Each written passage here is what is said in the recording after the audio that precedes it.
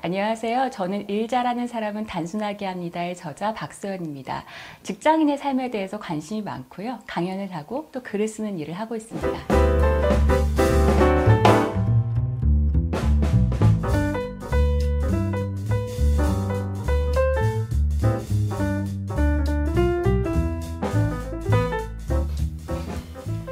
이제는 우리가 시간이 별로 없어요.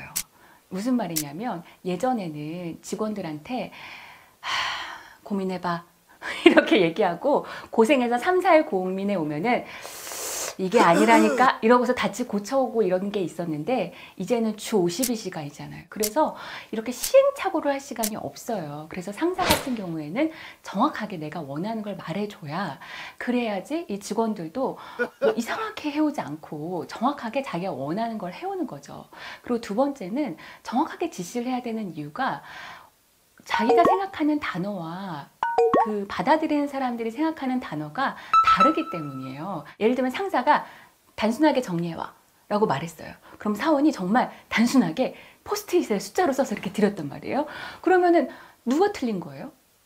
상사가 틀린 거예요. 상사가 생각했을 때는 단순하게 정리해와, 간단하게 정리해와, 이 말이 무슨 말이냐면 한 페이지에 숫자 위주로 위에 보고할 수 있도록 깔끔하게 개조식으로 정리해와 라고 하면서 사실 많은 의미를 담고 있으면서 간단하게 정리해와 이렇게만 얘기를 하면 밑에 있는 직원이 그게 포스트잇에 써달라는 건지 한 페이지로 써달라는 건지 아니면 한 5페이지로 써달라는 건지 아니면 카톡으로 보내달라는 건지 어떻게 알겠어요. 그러니까 상사가 자기가 생각하는 단어와 부서원이 받아들이는 단어가 다를 수 있다고 생각하고 언어를 정확하게 그리고 상세하게 설명해서 해주는 것이 중요합니다.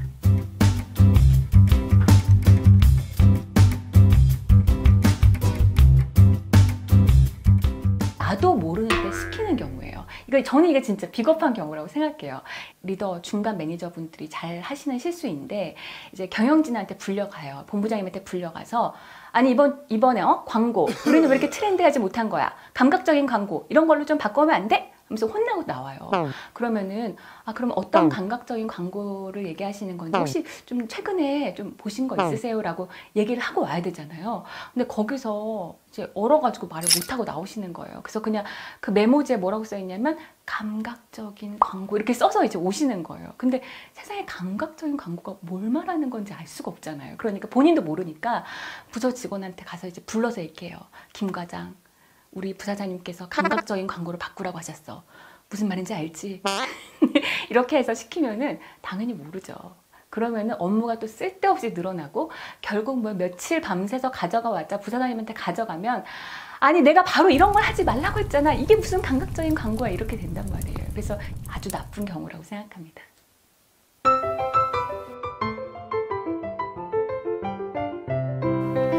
좀 그려주면 좋아요. 조감도를.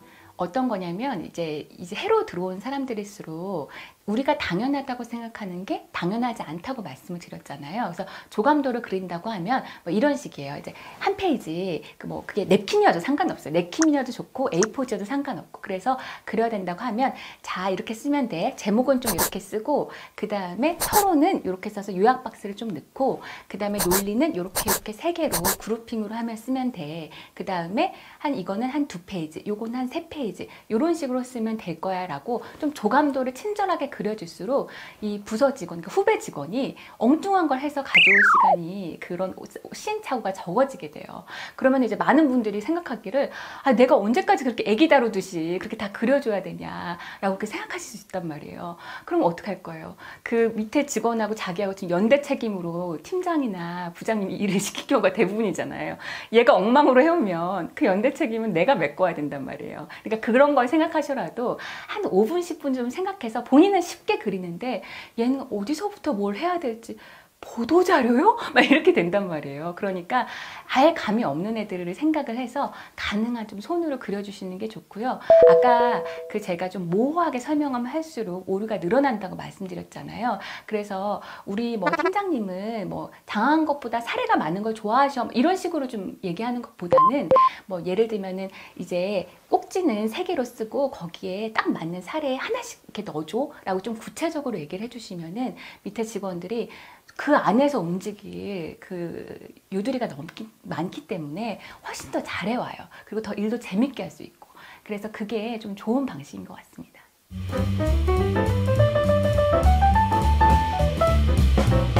사실 질문을 어떻게 하는지 몰라서 못하는 후배도 있어요. 그러니까 어떤 거냐면 그래 궁금한 거 얘기해봐라고 했는데 이 프로젝트를 어떻게 해야 돼? 어디서부터 머릿속에 감이 안 오니까 뭘 질문해야 될지도 모르는 거예요. 그래서 일단 좀 해보고 모르면 여쭤볼게요. 이렇게 된단 말이에요. 그래서 그런 후배한테는 요 세 가지를 꼭 기억해서 요 세 가지 질문하는 법 모르겠으면 항상 어떤 프로젝트를 맡게 됐을 때마다 이 세 가지를 물어봐라 라고 하는 거예요. 하나는 where, 어디에 필요한 거예요? 이거예요. 어디에 필요한 거에 따라서 쓰는 톤이 달라지고 쓰는 양이 달라지잖아요. 그 다음에 who, 누가 필요하신 거예요? 이거예요. 그러니까 어떤 똑같은 프로젝트를 하는데 이걸 재무팀에 보내는 경우와 그 다음 경영진에 보고하는 경우와 외부에 언론에 보내는 경우는 완전히 내용과 톤이 달라진단 말이에요. 그러니까 who, 누가 필요하신 건가요? 그건 거예요. 그 다음에 when, 언제까지 필요한 거예요? 이거 세 개는 물어보라고 하시면 좋아요. 그러니까 이게 어떤 프로젝트든 간에 뭐 빨리 해주시면 해줄수록 좋죠. 물론 이렇게 물어보면은 이제 항상 언제까지 필요해 주신 거야? 그럴 때 항상 빨리 이렇게 하면 사실 그게 의미가 없고 그럼 정말 빨리 뭐 숨도 안 쉬고 그럼 뭐 30분 안에 드려야 되는 건 또 아니잖아요. 또 공을 들여야 되는 프로젝트도 있으니까. 그러니까 정확하게 이틀 그러니까 화요일 뭐 12시 전까지는 줘야 돼. 수요일 퇴근 전까지는 줘야 돼. 이렇게 좀 말해 주시는 분도 정확하게 말해 주신다는 걸 전제로 해서 이제 when까지 이 세 가지를 물어보면은 그 후배들이 프로젝트를 진행할 때 시행착오를 많이 줄일 수 있을 거라고 충고해 주시면 됩니다.